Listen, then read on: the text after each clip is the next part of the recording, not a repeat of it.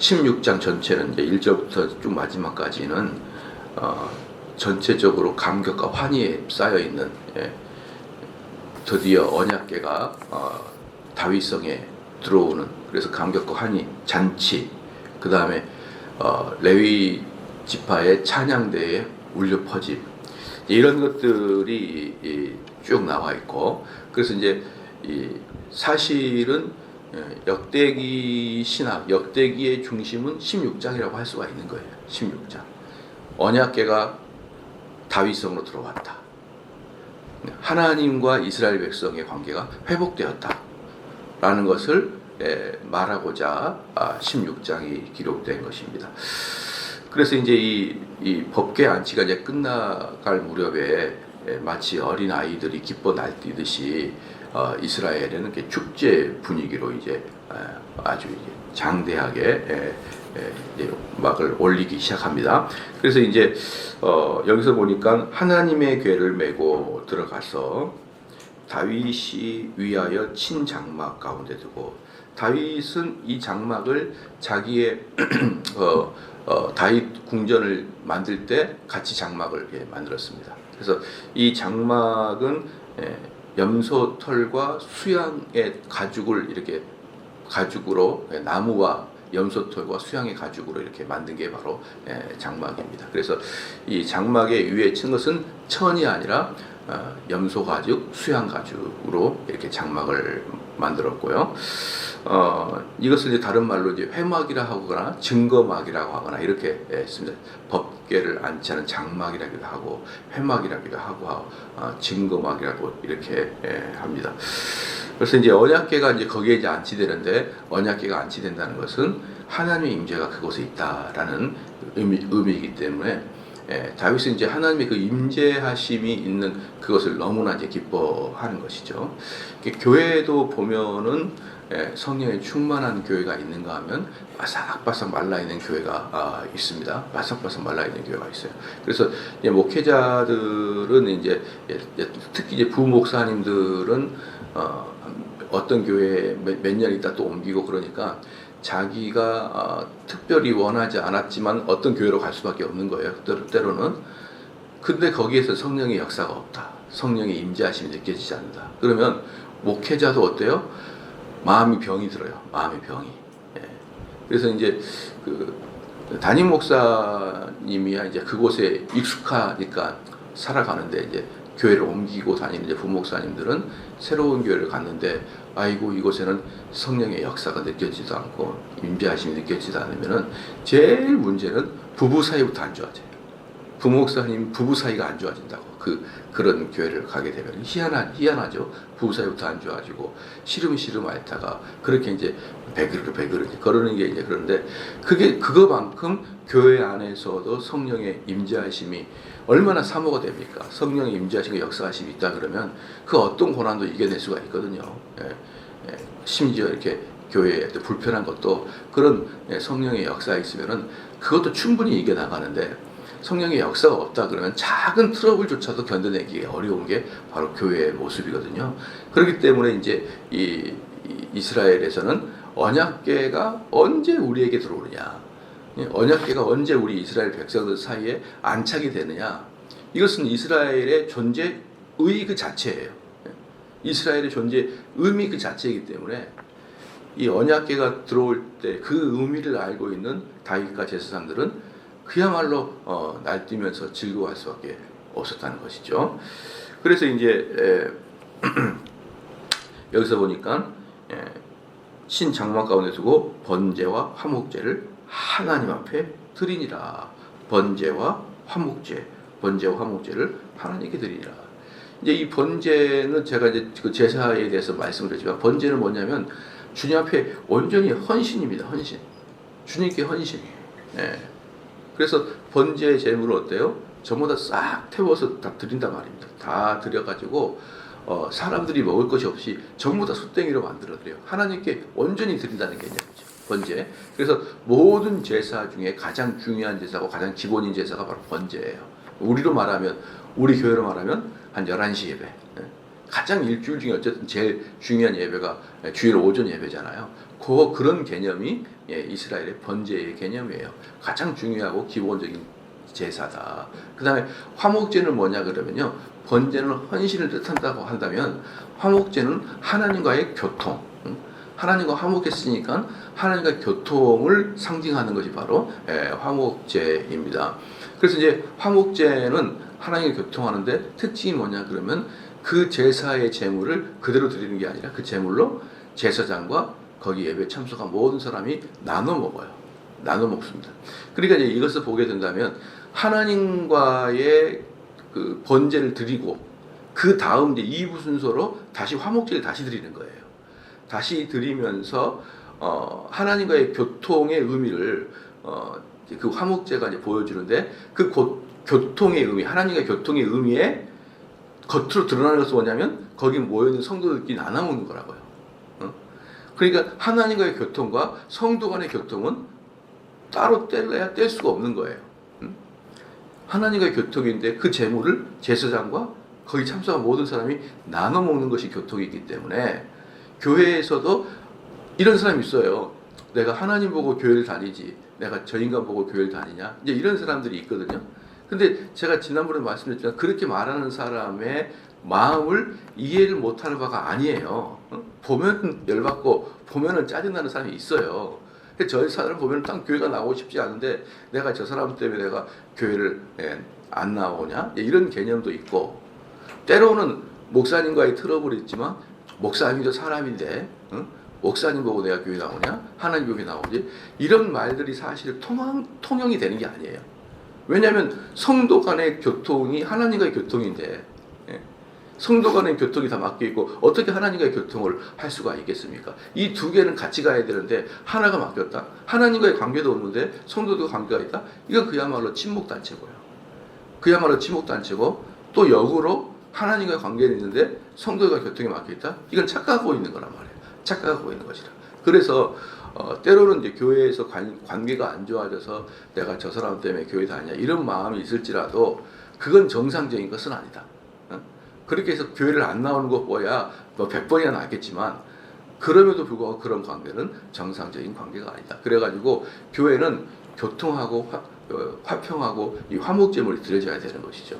그래서 이제 제가 이제 느끼기에는 이거예요. 번제는 11시 예배, 화목제는 성도들 간의 교제. 저는 이렇게 보고 있습니다. 그래서 11시 예배 드리고 교제하지 않고 그냥 다 가버리면요. 그런 분들은 사실 하나님과 교통하고 있다고 보지도 않고 삼성제일교회 교인이라고 보기도 어려워요. 그렇게 11시 예배 등록은 했어도 11시 예배 드리고 그냥 가버리는 분들은 삼성제일교회라고 보기도 어렵고 하나님과 교통하고 있다고 보기도 어려워요.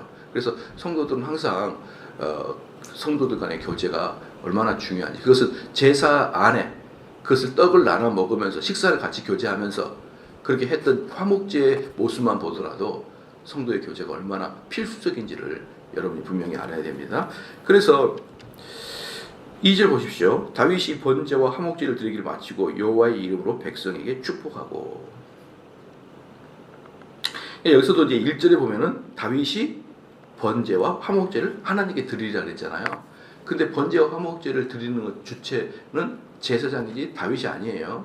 그렇기 때문에 여기서 보면은 다윗이 제사장에게 시켜서라고 보면 됩니다. 직접 드릴 수는 없는 거죠. 직접 드릴 수는 없어요. 그래서 제사장들이 번제와 화목제를 주도하지만 이것을 다윗이 이제 다윗의 지시를 했기 때문에 다윗이 드렸다라고 이렇게 나오듯이 그 다음 절에 2절에도 다윗이 백성에게 축복했다. 축복의 주체는 또한 제사장이에요. 제사장이기 때문에 이것도 다윗이 축복했던 게 아니라 다윗의 그 명령을 따라서 제사장들이 백성에게 축복을 했다 보면 됩니다. 이 축복은 무조건 대제사장 쪽으로 가게 되는 것입니다. 3절에 또 이스라엘 무리의 물론 남녀하고 매명의 떡 한 덩이와 고기 한 조각과 건포도병 하나씩 나누어 주더라. 뭡니까? 쫙 나눠주는 거예요. 이제 음식을 거기서 사용했던 제사의 음식을 전부 다 나눠줘서 거기에서 이제 엄청나게 뭐 송아지와 숫송아지를 이렇게 잡아댔으니 얼마나 그 양이 많겠습니까? 그래서 그것들을 한 덩이씩 해가지고 먹을 만큼 해가지고 쭉 전체를 다 나눠주기 때문에 어마어마한 숫자들이 지금 식사를 같이 하고 있을 것입니다. 바로 이제 이게 화목제물의 묘미. 그런데 여기서 중요한 게 뭐냐면 또 하나 뭡니까? 떡 한 덩이와 고기 한 조각과 건포도병. 건포도병은 뭐냐? 병자가 뭐냐면 떡병이니까 건포도가 들어가 있는 떡이에요. 건포도가 들어가 있는 떡. 그러니까 우리도 뭐 그런 게 있잖아요. 단 것이 들어간 떡 같은 거 먹으면 어때요? 그냥 떡보다 상쾌하잖아요. 그잖아요. 그래서 이렇게 들어갑니다. 그러면은 이게 뭐랑 또 비슷합니까? 뭐랑 비슷하냐면 떡과 포도주랑 비슷해요. 떡과 포도주가. 그런데 이 떡과 포도주의 식사의 시작은 멜기세덱이 아브라함이 승리하고 돌아올 때 그를 맞이하면서 떡과 포도주를 준비하면서 그를 맞이하거든요. 그러니까 이게 다 연결이 됩니다. 다 연결이 되는 것이죠. 그러니까 여기서 떡과 포도주 또는 떡과 그 포도 그 다음에 또 고기가 이렇게 들어가 있는데 이것은 이제 뭐랑 뭐를 상징하냐 그러면요. 여러분 그 아브라함이 그 하나님과 언약을 맺지 않습니까? 언약을 맺을 때 고기 가운데로 이제 고기를 2등분 해놓고 그 사이로 횃불이 들어가잖아요. 그게 뭡니까? 그게 하나님과 이스라엘 백성 간의 언약 체결이에요. 언약 체결. 언약 체결인데 오늘 지금 역대기 16장에서 다시 그 하나님이 이스라엘 백성과 언약을 체결하신다라는 개념이 들어가 있는 거예요. 그래서 제가 이제 이번에 로마서가 끝나게 되면은 이제 창세기를 제가 설교할 거거든요. 창세기 설교할 건데 앞에 한 몇 개월 동안을 언약에 대해서 제가 여러분에게 설교를 했어요. 언약. 왜냐 그러면은 성경은 처음부터 끝까지 언약의 관점으로 하나님과 이스라엘 백성의 언약의 관점으로 쭉 가고 있는데 특별히 이 창세기는 언약의 관점이 아주 강하게 들어가 있어요. 아브라함의 언약, 아브라함의 언약이 들어가 있잖아요. 그죠? 거기에 또 야곱의 언약도 있는 거예요. 그 속에. 그 다음에 아브라함의 언약 그 앞에 또 뭐가 있습니까? 아담과의 언약이 있죠. 아담과의 언약, 아브라함의 언약, 야곱의 언약. 이렇게 언약의 하나님과 아브라함이 또는 더 나아가서 하나님과 아담이 맺은 언약이 어떻게 쫙 전 세계에 퍼지는가의 관점이 성경이에요. 어떻게 전 세계 관점이 쫙 퍼지나 성경이란 말이에요. 그러니까 언약의 관점이 창세기부터 시작해가지고 요한계시록까지 쫙 퍼져 있거든요. 근데 언약의 시작지 뭐예요? 창세기니까.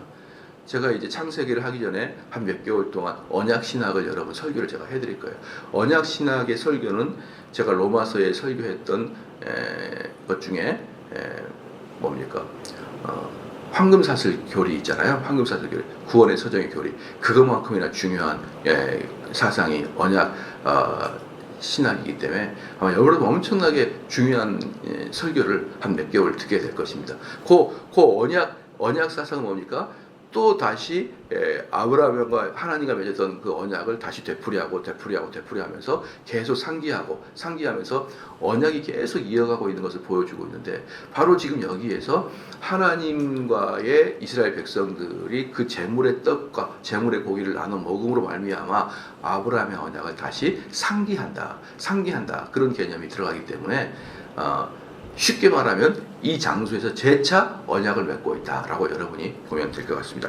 그래서 4절 말씀에 또 레위 사람을 세워 여호와의 궤 앞에서 섬기며 이스라엘 하나님 여호와를 칭송하며 감사하며 찬양하게 하였으니 여기서 이제 레위 사람을 세웠거든요. 그다음에 궤 앞에서 섬기며 이스라엘 하나님 여호와를 칭송하며 여기 칭송이라는 단어가 그래서 칭송이라는 단어가 좀 독특한 거예요. 칭송이라는 단어는 뭐냐 그러면요, 과거를 회상하면서 기뻐하다가 칭송이에요. 과거를 회상하다. 그러니까 하나님이 과거에 우리가 어떻게 했다라는 것을 회상하면서 칭송한 건데 제가 방금 뭐라고 했습니까? 아브라함과 야곱과 맺은 언약을 다시 생각하는 거라고요. 아브라함과 야곱과 맺은 언약을 다시 생각하는 것입니다. 다시 생각. 그럼 언약이 왜 중요하냐면요. 하나님께서 다윗과 그래서 이제 언약이 우리가 처음에 아담과의 언약, 아브라함의 언약, 야곱의 언약, 그 다음에 출애굽으로 넘어와서는 어때요? 죄송합니다. 노아의 언약 사이 하나가 있거든요. 아담의 언약, 노아의 언약, 그 다음에 아브라함의 언약, 야곱의 언약. 그러면서 이제 창세기를 뚝 건너와요. 건너오면서 그 다음에 모세 언약이 나와 시내산에서. 이 모세 언약이 본격적으로 이제 성문화되는 게 모세 언약이거든요. 모세 언약 다음에 누구 언약이냐면 다윗의 언약이 나옵니다. 그래서 이렇게 성경을 크게 봐가지고 다윗의 언약까지 가고 그 다음에 이 다윗의 언약이 구약을 관통합니다. 그러면서 에레미야나 에스겔의 훗날에 새 언약이 나올 거라고 예언을 해요. 새 언약. 선지서는 새 언약이 나올 것을 예언이거든요. 그럼 그 새 언약이 뭐예요? 예수 그리스도의 새 하늘과 새 땅이잖아요. 이렇게 쭉 간토를 가는데 그 중에 대표적으로 다윗을 봐봐요. 다윗을 봐보면은 하나님께서 다윗과 언약을 맺으면서 너의 후손이 끊이지 않을 거라고. 너에게서 홀이 떠나지 않을 거다. 그러니까 왕권이 떠나지 않을 거다. 이렇게 약속을 맺어주시거든요. 그럼에도 불구하고 다윗은 온통 죄를 집니다. 다윗은 온통 죄를 져요. 온통 죄를 지는데 그 다윗의 온통 죄를 지는 것 때문에 하나님께서 다윗과 맺은 언약을 파기하지 않는다 이 말이에요. 우리 같으면은 너 그 자리에 있어. 근데 그 사람이 온통 무슨 엉뚱함도 않은 죄를 져요. 그럼 그를 제거하거나 없애거나 그를 파면시키거나 그러잖아요. 그런데 하나님께서 다윗과 맺은 언약에서는 다윗이 하나님과 맺은 언약 이후에도 엄청난 죄를 짓잖아요. 뭐 밧세바와 사건, 우리아의 사건 이런 게 생기잖아요. 그런 게 생겼어도 하나님은 그에게 개인적인 벌을 줄지언정 뭐예요? 그 언약 파기는 안 해요. 언약 파기는. 바로 그게 언약의 개념이에요. 언약의 개념은 여러분의 죄와 상관없이 하나님이 맺어준 언약은 파기되지 않는다. 이게 언약입니다. 이해가 되시죠? 그러니까 언약은 맺어지면은 하나님이 맺기 때문에 그것을 우리의 선과 악을 보면서 그것을 유지하거나 파기하지 않는다. 이게 언약의 개념이에요. 그럼 언약은 다른 말 뭐예요? 시작. 은혜예요, 은혜.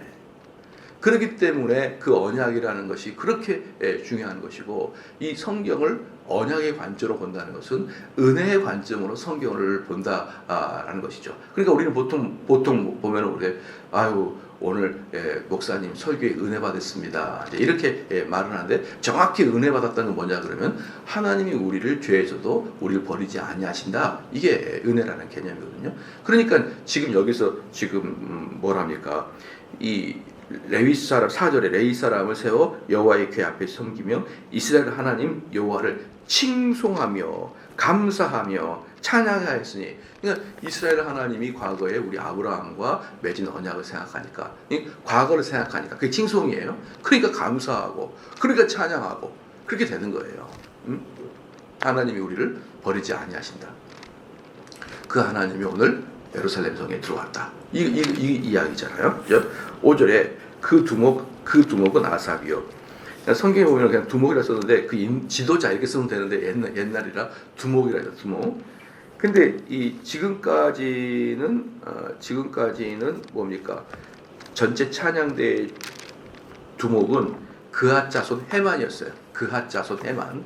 그래서 찬양대 3대 대장은 헤만, 아삽, 에단입니다. 헤만, 아삽, 에단. 이 사람이 전체 찬양에 두 명 있습니다. 지난번에 제가 말씀드렸는데 왜 헤삽, 아만, 헤만, 아삽, 에단 이 셋이냐? 왜 지휘자가 셋이냐? 제가 지난번에 말씀드렸는데 기억이 나시나 모르겠습니다. 뭐냐 그러면 이 당시의 지휘자는 주의봉을 가지고 하는 게 아니라고요. 주의봉을 가지고 하는 게 아니라 뭘로 한다 그랬어요? 따닥 땅 요거 한다고요. 이렇게 여기 따닥따닥 이렇게 하는 것입니다. 그게 바로 재금이야. 재금. 그게 재금이라고. 여기 어떤 사람은 따닥따닥 하거나 크게 하거나 아니면 드럼처럼 편편하게 탁 때리거나 이런 식의 재금을 가지고 얘네들이 이렇게 성가대 지휘를 하는 거예요. 지휘봉을 가지고 하는 게 아니라. 그러니까 다른 것은 수금과 비판은 어떻습니까? 수금과 비판은 소리가 작다니까요. 소리가 작으니까 수금으로 소리를 내려 그러면 그 많은 제사를 드리는 사람이 오는데 마이크도 없이 수금과 재금을 킨다. 그럴 때는 뭐예요? 엄청나게 많은 수금과 엄청나게 많은 비파를 가지고 있어야 이 전체가 들릴 거 아니겠습니까? 그러니까 엄청난 수금과 엄청난 비파를 가지고 하려면 뭐가 필요한 거예요? 지휘자가 필요한 거라고. 지휘자 지휘자가 필요하는데 그 지휘자는 지휘봉으로 하는 게 아니라 이 소리로 땅 하게 되면은 시작, 땅 하게 되면 끝. 또 어떤 사람은 땅땅땅땅 하면서 그 박자를 계속 맞춰주는 것, 그 재금으로. 그래서 지휘자들은 재금을 힘차게 두들겨야 되는 거예요. 재금을 힘차게 두들겨야 돼요. 재금이 한 3가지 종류가 있다 그랬잖아요. 제일 작은 거 이런 거 하나가 있고, 그 다음에 이렇게 우리도 땅땅 하는 그런 거 있고, 어떤 것은 크게 가지고 드럼처럼 땅 치는 거 있고. 그러니까 이렇게 종류가 여러 가지니까 대표가 3명인 거예요. 혼자서 그걸 다 할 수가 없으니까 3명의 대표가 각자의 포지션에서 어떤 사람은 작은 것, 중간 것, 큰 것을 나눠 쓰면서 이렇게 성가대를 지휘하기 때문에 성가대 대장으로 헤만, 아삽, 에단 이 3명이 대장인데, 지금까지는 전체 대장이 헤만이었었는데 여기서부터 아삽으로 바뀌어요. 그 전체 대장, 그 셋 중에서도 최고 지도자가 아삽으로 바뀌면서 이제 시편에서도 이 아삽의 노래가 엄청나게 많이 나오죠. 그래서 이 5절에 그 두목은 아삽이요. 아삽의 그 밑에 이제 밑에 딸려 있는 부성가대 지휘자, 성가대 부지휘자가 스가랴와 여이엘과 스미라목과 여이엘과 마따디아와 엘리압과 분하야와 오베데돔과 여이엘이라. 비파와 수금을 타고 아삽은 뭘로요? 재금을 힘있게 치고, 아삽은 재금을 힘있게 치고라는 것이죠. 그러니까 이들은 성가대도 엄청나게 규모가 크니까 이 아삽이라는 지휘자 밑에 부지휘자들이 이렇게 여러 분 많습니다. 여러 분 많아요. 이게 참 얼마나 크냐. 그리고 이제 6절에 제사장 분하야와 야하시엘은 항상 하나님의 언약궤 앞에서 나팔을 부느니라. 그러면서 이제 여기에서 실질적으로 성가대를 다시 재종하거든요. 그러니까 지금까지 여러분 오베데돔의 집에서 예루살렘으로 올 때 나팔 불고 성가대 있고 이랬잖아요. 그것은 임시 성가대입니다. 임시 성가대. 근데 이제부터는 상설 성가대예요. 상설, 항상 언약궤 앞에 성전에서 대기하고 있다가 찬양을 할 수 있도록 이렇게 이제 상설 성가대입니다. 그러니까 이제 임시 성가대, 오베데돔에서부터 시작해서 예루살렘까지 왔을 때, 오베데돔에서 갔을 때, 그때 성가대 최고 지휘자는 헤만이었는데, 이제 그 임시 성가대가 끝나고 상설이 됐을 때 최고 지도자를 아삽으로 하게 되면서 다윗이 성전 제사의 어떤 규모를 또는 규격을 새로 만든 거예요, 여기서. 왜냐면은 지금까지 지금까지 정식 성전 예배가 안 드려졌잖아요. 그 전에 뭐였습니까? 그냥 떠돌아다니는, 장막 치고 떠돌아다니는, 그래서 하나님도 이렇게 움직일 때마다 움직이는 그런 장막의 예배를 드렸잖아요. 예배를 드렸기 때문에 그건 전부 다 임시적인 것이죠. 임시적인 것. 근데 이제 예루살렘이라는 곳에 정착을 딱 하게 된 거예요. 더 이상 하나님의 언약궤는 움직이지 않고 정착을 딱 했습니다. 이제 그러면서 상설 찬양팀과 상설 제사장과 그 다음에 예배의 규격을 이때 정확하게 만들면서 이스라엘이 하나님께 제사를 드리는 것이 몇 단계나 더 업그레이드 돼가지고 딱 나오게 되는 거예요. 이때부터 시작돼요. 그래서 이때 만들어진 예배의 제도가 그 다음에 이스라엘의 전통적으로 쭉 이렇게 내려오는 그런 예배가 되죠. 그래서 저도 딱 그런 생각을 해요. 우리나라도 예배를 좀 전통적으로 좀 드리는 그것을 좀 중히 여겼으면 좋겠어요. 옛날부터 우리 할아버지 때부터 내려왔던 그 예배 형태가 지금도 나와 우리 자녀들이 있는 이 교회에서 그대로 이렇게 이어진다 그러면 얼마나 참 선할까요? 신선할까요? 응? 얼마나 신선할까요? 참 좋을 것 같아요. 그러면 그래서 나는 그런 게 참 좋아요. 옛날에 할아버지 손잡고 교회 갔을 때 그 분위기, 그게 지금 우리 교회도 이렇게 드러나고, 또 내 몇십 대 후배들도 그런 똑같은 예배 형태, 이런 것들 참 소중하게 여겨야 되는데, 우리나라의 교회 예배는요, 그 시대적 상황과 너무 빨리 이렇게 변해요. 제가 재미있는 이야기 하나 해드리고 마치겠습니다. 어떤 분이 우리 교회 와가지고 설교 말씀이 너무 좋았답니다. 설교 말씀 너무 좋아서 나 이 교회에 정착하고 싶어. 근데 문제가 하나 있어요. 문제가. 그 문제가 자꾸 이 교회를 정착하기 어렵게 합니다. 그 문제가 뭔지 압니까? 앞에 스크린이 어때? 우리 교회 스크린이. 찬양하면 찬양도 써 있고 성경책도 구절도 써 있는 스크린이 다 있는데 우리 교회 스크린이 없는 거예요. 이상한 교회 아니냐? 그렇다는 거죠. 이상한 교회 아니냐? 말씀으로는 좋아서 정착하고 싶은데 스크린이 없으니까 교회가 이상하다는 거예요. 그래서 제가 그분에게 그건 등록을 해서 잘 다니고 있어요. 기쁨으로 잘 다니고 있는데 제가 그분한테 그랬어요. 지금도 미국이나 독일 같은 그렇게 선진국도 스크린 없이 예배드릴 때가 엄청나게 많아요. 걔네는 500년 전 그대로 지금도 예배드리는 곳이 많아요. 우리는 얼마나 기계의 활용도가 빠릅니까? 그렇죠. 그런데 우리가 저번에 독일 여행 갔을 때 1500년 된 그 독일의 교회에서 예배를 드릴 때 진짜 우리가 중세시대에 들어간 것 같더라니까요. 그 교회로 들어가니까. 중세시대에 들어간 것 같아요. 의자도 전부 다 몇백 년 된 것이고. 그냥 그랬을 때의 마음의 감동과, 여러분 한번 생각을 해봐요. 그랬을 때 마음의 감동과, 들어갔는데 막 드럼 다다다닥 치고 있고, 젊은 애들이 막 치고 있고, 여러분 비교가 안 돼요, 비교. 이 드럼 치고 젊은 애 치는 것은 돈으로 되지만, 돈으로 되잖아요, 그런 건. 그러나 1500년 되는 예배는 돈으로 환산할 수 없는 가치죠. 돈 가지고는 안 되는 거예요. 그 1000년 된 그림 하나도 돈으로 환산되는 게 아니잖아요.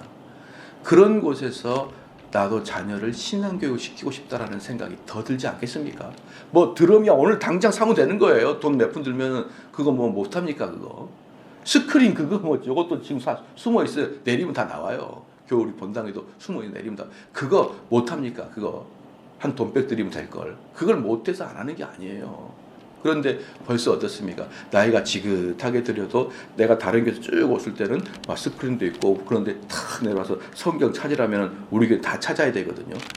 다른 데 봅시다. 찾는데 거기는 탁 내려와가지고 딱 써 있으니까 그러는 거예요. 그러니까 이제 그러더라고요. 그리고 생각을 해보니까 예배 시간에도 성경 안 찾으면 볼 데가 없더라고요. 또 그렇게 이야기하더라고요. 여러분 이런 것들이 뭐예요? 우리나라는 지나치게 너무 빨라요. 예배 형태가 너무 빨라요. 그런데 이 다윗도 이 역대기 16장의 예배 형태를 딱 만들고 나서 그 다음부터 유대가 끝날 때까지 이 방식 그대로 예배가 진행이 됩니다. 이들에게는 예배 형태 개혁이라는 게 없어요. 그대로 그걸 유지해 나가면서 쭉 자기 할아버지 손조 때부터 내려오던 예배들이 그대로 방식으로 여러분 갑니다. 그래서 저는 한번 여러분 생각해 보면요, 예배는 굳이 현대인들의 성향에 맞출 필요가 있겠느냐라는 생각이 들고, 그래서 그 옛날에 그랬습니다. 우리 교회 아이들은 찬송가 되게 잘해요. 어제도 제가 이렇게 유튜브에서 잠깐 찬송가를 틀었어요. 찬송가를 틀고 듣고 있는데, 우리 아들이 지금 학교를 안 가가지고 저랑 같은 방에서 공부를 하고 있거든요. 같은 방 저쪽에서 서로 쳐다보지 않고 딱 앞에 담싸가지고 서로 관여 안 하는데, 어쨌든 거기서 하는데 제가 찬송가를 트는데 그 찬송가가 딱 한 소절 나오자마자 흥얼흥얼 따라해요. 흥얼흥얼. 여러분 중학교 2학년이 주님도 터치하지 못한 중2병인데 주님도 근접하기 어려워요. 중2들은. 근데 그런 아이들이 그 딱 틀자마자 첫 소절 딱 듣고 흥얼흥얼 따라할 수 있는 중학생들이 우리나라 몇 프로 될 것 같아요. 우리나라의 중등부 애들 중에 찬송가 첫 소절 듣자마자 그 노래 흥얼 따라하는 사람이 몇 명이 될 것 같냐고. 얼마나 속으로 좋았는지 몰라요. 얼마나 속으로 좋았는지. 다른 애들은 찬송가 모릅니다.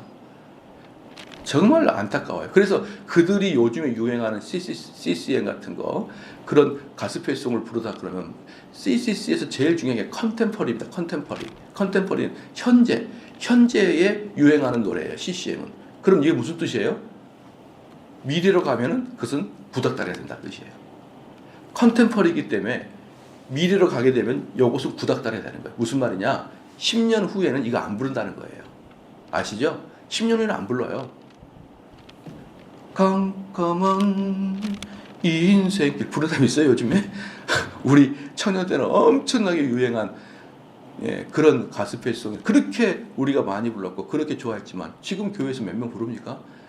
홀로 걸어가다 달리다고 얼마나 저 많이 불렀는지 몰라요. 지금 근데 그렇게 많은 은혜스러운 GCM도 잘 안 부르잖아요. 그럼 지금 시대가 더 빨라요. 한 3년만 지나면 예수보다 더 좋은 친구 없네. 여러분 기억나시죠? 근데 안 부르잖아요. 그런 것처럼 CCM은요, 가스펠송은 시간 지나면 안 불러요. 그렇기 때문에 어때요? 할아버지, 아버지, 손지가 앉아가지고 공통적 노래가 없어져 버려요. 서로 알고 있는 노래가 없어요. 찬송가는 우리 할머니도 저도 다 똑같이 알아요. 우리 아들도 똑같이 알고. 그래서 같은 노래로 같은 예배를 드릴 수가 있어요. 근데 컨템포리로 들어가 버리면요, 우리 아들이 알고 있는 노래와 아버지가 알고 있는 노래와 할아버지가 알고 있는 노래가 달라요. 그래서 그들이 같이 예배를 드리기가 어렵습니다, 여러분. 어려워요. 그런데 우리는 지나치게 이 CCM 같은 것의 가스펠송에 너무 이렇게 투자를 많이 하고 있지 않느냐. 그래서 나중에 찬송가가 나와도 찬송가를 모르는. 야, 저번에 제가 어디 교회 수련회 인도자로 갔는데 청년부 수련회였어요. 청년부 수련회 해가지고 전부 다 정말 은혜롭게 설교를 다 끝나고 이제 기도의 시간에 불을 끄고 찬양을 했거든요. 찬송가를 했는데 죄짐 받든 우리 그 노래를 불렀어요. 그러면서 이제 그 노래를 한 대여섯 분 부르고 기도하려고 저도 불 딱 끄고 이제 저도 눈 감고 찬양을 인도했죠. 왜? 저도 감정을 이제 끌어올려야 되고 기도를 들어가야 되니까. 그리고 이제 마지막에 기도 제목을 딱 던지려고 눈을 딱 떴는데 전부 다 날 쳐다보고 있는 거야. 청년이 죄짐 받든 우리 몰라요. 그 유명한 찬송을 나를 쳐다보고 있었던 거야. 그동안 5곡도 불렀던 거 얘네들이 안 따라하고 얼마나 민망한지 혼자서 쇼를 다 한 거죠. 그 끝나고 내가 그 목사한테 이게 청년부의 모습이냐? 넌 도대체 청년부를 어떻게 키우냐 너는? 네. 내 후배였기 때문에 정신 차려. 중고등부도 아니고 청년부가 찬송가를 모른다고? 아, 목사님 우리는 그냥 중고등부 때부터 이런 건 찬송을 안 불러서 몰라요. 그냥 당수로 목젖을 쳐버릴까 보다 내가. 그래. 여러분, 그래서 예배를 이렇게 너무 빨리 바꾸는 것은 너무 여러분 안 좋은 거예요. 할아버지와 손지가 같은 공통 사항이 있어야 될 거 아니에요. 공통 추억이 있어야 될 거 아닙니까? 근데 없어요. 그래서 여기서도 보면은 여러분이 아시겠지만 다윗의 예배는 예수님 때까지 계속 이어졌고 그런 것들이 바로 이스라엘의 제사의 힘이었다라는 걸 알 수 있습니다. 기도하시겠습니다.